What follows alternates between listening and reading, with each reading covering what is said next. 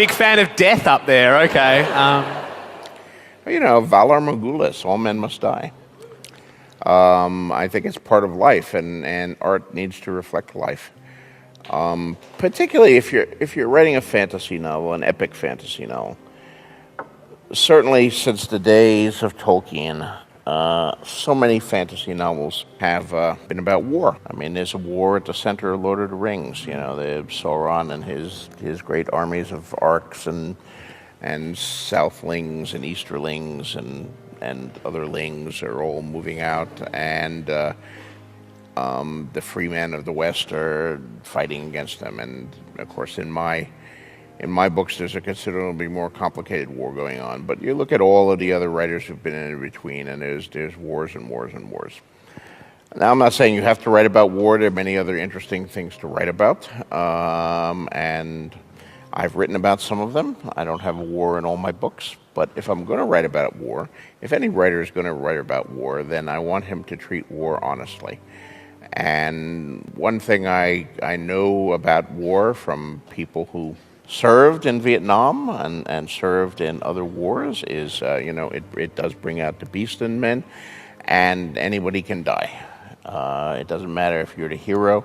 I think everybody who died in any war thought they were the hero right to the moment that the bullet blew off the top of their skull. So it irritates me when I'm watching a movie or reading a book, and the hero is going through incredible dangers, him and his 6 buddies, and none of them die. Maybe one of them gets wounded at some point, but they all survive pretty much untouched at the end. Song of Ice and Fire purists have long been complaining about the TV series. What they prefer is the grounded grittiness of the books, which often gets cleaned up and presented through a Hollywood prism on the TV show.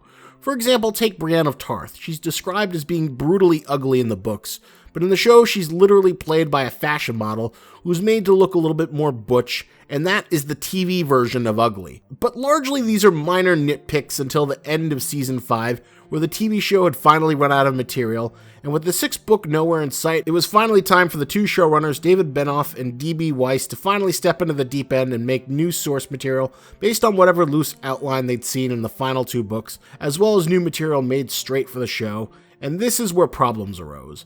Many fans complained about changes, and it went so far that during an Adult Swim bumper during a new episode of Rick and Morty, it had an in memoriam for the writing on Game of Thrones, an amount of shade so dark that series creator Dan Harmon was forced to apologize and disavow it. But where did it go wrong? Why were there so many people turned off? Join me now as we explore what exactly went wrong with Game of Thrones. You gotta love to be gone back yet. Love don't you grab it. So in a way, I already made a video about this in a more comedic light in my George R.R. Martin parody video, where I talked about the real reason George R.R. Martin doesn't watch the show anymore. And if you haven't seen that video, I'd recommend it because it came out pretty well, and there's a link to it in the description below. But now I want to talk about these issues in a bit more of a serious light, because on one hand I can agree with the criticisms, but on the other hand I do think a lot of them are baked into the writing of the original books, and directly tied into George R.R. Martin's inability to finish the last 2 of them. The core appeal of Game of Thrones is being a gritty medieval fantasy that is magic, but in very low quantities. Even towards the end, where we're probably seeing the most magical shit in the entire series, is far less than any other fantasy series, and that's half the reason it's been so successful and able to capture the imagination of the mainstream, where so many other fantasy series have struggled. And that grounded grittiness came through a strict adherence towards a set of rules. Every kingdom had its own geography and history, and the very act of travel could prove dangerous, as bandits could spring up at any moment. It was a universe where anyone could die at any time, whether you were a commoner at an inn or a noble in a castle being backstabbed for political reasons. No one was ever safe in the world of Westeros, so when magical elements were slowly added like Daenerys' dragons, they felt extra special due to the fact that most of the magic and the supernatural barely existed in Westeros as we've seen it. But these rigid rules were starting to be bent, up until the point where now in Season 7, they've been completely broken. The best example of this is the infamous Suicide Squad episode where Jon Snow leads his crew of expendables up north to find a white in order to convince Cersei to have a ceasefire. From a production standpoint, this makes sense to get a bunch of the series' supporting characters, throw them up together in a Dirty Dozen-style mission up north. It's the kind of stuff fanfiction dreams are made of, but in practice it feels kind of dumb. On one hand, given the fact that Dany still has 3 dragons, it'd be far easier for her to just burn King's Landing and take it for herself, given the fact that the years of war have weakened the Lannister army, so there's really no reason she should be seeking some kind of compromise from Cersei. The fact that Jon Snow goes on a Suicide Squad mission is also pretty dumb, given the fact that he's now King in the North, and as King in the North, you'd think that one of his biggest priorities would be staying alive, so he could continue to provide leadership and stability for the North, but nope, he's got to go on a Suicide Squad mission with all his mates. Then we get the scene where they manage to capture a White who remains alive despite the fact that all of the other ones die after the White Walker who's controlling them gets shattered. Then they get stuck on the frozen lake, and instead of freezing to death, there's enough time to send a raven to Daenerys, who is able to use her Skyrim world map to fast travel on over with her dragons. And if a big, dumb escape sequence wasn't bad enough, we also get another fake-out death with Jon Snow plummeting into the freezing water, then getting out to be rescued by his uncle Benjen. Now you could argue and say that now that we're at the point where we're having dragons fighting zombies, that we shouldn't be complaining about so many obnoxious, pedantic CinemaSins-esque details, but it feels as if these contrivances are slowly breaking down the foundation of what made people like the show in the first place. It feels as if lots of small rules that had been previously established are being broken in the most contrived ways for the sake of moving things forward. But that's where we get into the limitations of the medium. Game of Thrones is one of the most expensive TV series of all time, but there comes a point where you just can't keep stacking on new characters. George R.R. Martin could include a dozen new people in every chapter with little consequence, but there comes a time where it just isn't cost effective for a TV show, especially when the price of the principal actors keeps going up with each successful season. It becomes impractical to keep stacking the deck with new people like Ariana Martell, Strong Bellows, and Quentin Martell, and at some point you just have to say stop. When you're already paying all the surviving Starks $300,000 per an episode, it's time to stop casting new people. And that's the thing, Game of Thrones begins by introducing the threat of the White Walkers and how they're the ultimate danger, how they're on the cusp of invading Westeros. The ice zombies were the Chekhov's gun to get audiences intrigued, but it was the incest and child murder that kept us staying for good. But honestly, focusing on the political intrigue and copious amounts of gratuitous sex is ultimately what kept audiences hooked, not the pending threat of ice zombies. But at the end of the day, you're gonna have to give a payoff to those goddamn ice zombies at some point in the future. It's something that George R.R. Martin is struggling with in terms of coming up with a good way to wrap things up now that he's thrown in so many different interlocking parts, and he can't seem to stop himself from throwing in even more characters that go nowhere. Entire plot lines have been exorcised from the book series, such things like Lady Stoneheart, a zombified Catelyn Stark who comes back from the dead to lead the Brotherhood without banners, Ariana Martell leading her insurrection in Dorne, and her attempt to avenge her uncle Oberyn Martell, Quentin Martell journeying to Meereen in order to woo Daenerys with an alliance and marriage, Mance Rayder's rescue mission in Winterfell to save Jane Poole, who's masquerading as Arya Stark, from the tyranny of her forced marriage with Ramsay Bolton. All these stories go nowhere.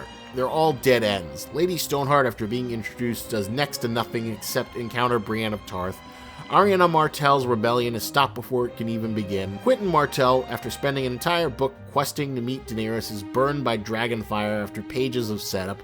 The entire Mance Rayder rescue expedition is rendered pointless by the fact that they're not even attempting to rescue Arya, but rather an imposter. All these plotlines go nowhere and contribute little towards resolving the larger conflicts of the series, so it makes sense that they've been cut from the show, given the fact that they're extraneous fat. But when you need to make a TV series, you have to pay off on all the things that were promised, whether it's confirming that R plus L equals J, or actually having those damn White Walkers come down from the north and start shit up. It's like George R.R. Martin has become so addicted to trying to subvert audience expectations like he did with the beheading of Ned Stark or the Red Wedding, that he just keeps chasing that high again and again trying to recreate it. But that's a card you can play maybe once or twice at best. You can't keep building up new sets of heroes when the audience has been trained to expect them to be cut down. Sometimes you just have to finish things up and deliver what you promised to pay it off, even if it's not quite as good as your previous material. And that's the conundrum that the two TV showrunners were faced with. They were blamed for ruining all of the material from Dorne, as well as dropping a lot of material from the books. But most of that material didn't go anywhere, and was a waste of time that would require them to cast more people and add more to an already expansive and expensive cast. And given that they were at the back half of the series, it was time to be cutting things down, not expanding the world further. The time to be paying things off, not introducing new machinations. They had to start bringing things to a close, because Game of Thrones has to end. It's not the kind of series that's designed to go on forever. It's far too expensive, and there's always the ticking clock of the White Walkers, the ever-present threat that is designed to unite or divide the entire realm of Westeros. There's only so much longer you can skirt around that, rather than introduce a set of new expendable ones. As cool as revelations like the Hodor origin with "Hold the door" might be, there are only so many times that you can play those kind of tricks, and it's obvious that George R.R. Martin doesn't have that many more to play. So when it comes time to finally have your dragons and battles and bring your cast together, in fact, Season 7 is one of the only scenes that features all of the main heroes and villains in one location during the great meet-up scene where Jon Snow shows off the White Walker. It only took 7 seasons and over 70 hours of screen time, but we finally have it. So it becomes obvious why so many rules are being bent and broken, because TV needs to move forward. It can't wait 8 to 9 years for its reluctant creator to stop doing press tours and writing spin-off books. It has to exist now, and it has to have narrative answers to the questions people have been waiting to see resolved for years. And sometimes to get those answers, it means compromising the rules that made people like the series in the first place. Because George R.R. Martin could maybe spend 2.5 years having Arya learn how to become a faceless man, then pull the rug from the audiences by having her lose her sense of identity to claim her new faceless man powers, and thus lose her desire for vengeance. But that's not exactly what's going to make a TV audience very happy.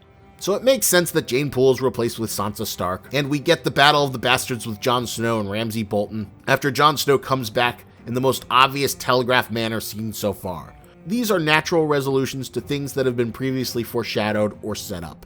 And while they might go against what we expect for the series, there aren't many great options. They are the compromises of adaptation between the metaphorical rock and hard place of what people expect from Game of Thrones and what can actually be delivered with the restrictions they've set up for themselves, is the compromise of Season 7 giving fans things that they always wanted to see, like Tyrion working alongside the Dragon Queen, or Dany finally going to Westeros with her full army, meeting Jon Snow instead of dicking around in Meereen, trying to fulfill her ruling internship after conquering the place. These are the answers that we may not like, but it's better than waiting for a resolution that will never come from a guy who likes getting distracted and seems to have dug himself into a narrative pit he can never climb out of. So that's what went wrong with Game of Thrones, but it was a problem everyone knew would come right after each new season would come out, but there would be no announcement about a release date for the Winds of Winter. But hey, at least those dragon zombie battles were pretty metal, am I right? Thank you for watching this video. Hope you enjoyed it. This topic has become more relevant than ever, especially after the controversial episode 3 of Season 8, The Battle of Winterfell. Now, I don't want to go into that too much here. I might make a separate video on it, but I have a few ideas that I don't think have been repeated by a lot of people. But I also want to see how the rest of the season plays out. So if I do a video on that, it'll be after the planned videos for A Month of Ice and Fire, because all these videos were made beforehand. But I hope you're enjoying A Month of Ice and Fire. Still got more content to go, and if you like what you're seeing, please check out the Bounty website, where if you have liked any of these videos, you can send me money to thank me for giving you Game of Thrones content. And you can also submit ideas for new content, such as the final video in this series, which will be a Game of Thrones Berserk mashup. So look for that to premiere as the final video in the Month of Ice and Fire at the very end of the month, before the final episode premieres. But you can suggest things too, and give me money for them. So check out Bounty in the link description below if you want to support a new system outside of the tyrannical lords of Patreon. Go do it. You know you want to.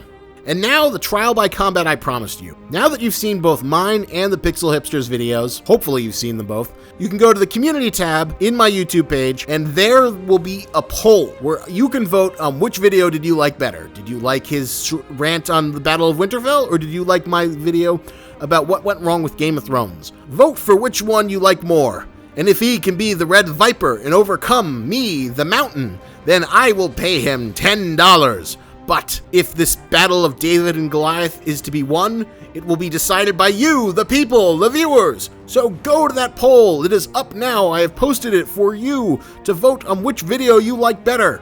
So go there and vote, and let's see who comes out on top in this trial by combat. Thanks again for watching. See you next Sunday for another video in A Month of Ice and Fire. And remember, lobsters and tennis, but don't you grab it. You gotta love to be gone back yet. Lobsters and tennis, don't you grab it. Magic made of iron. Lobsters made of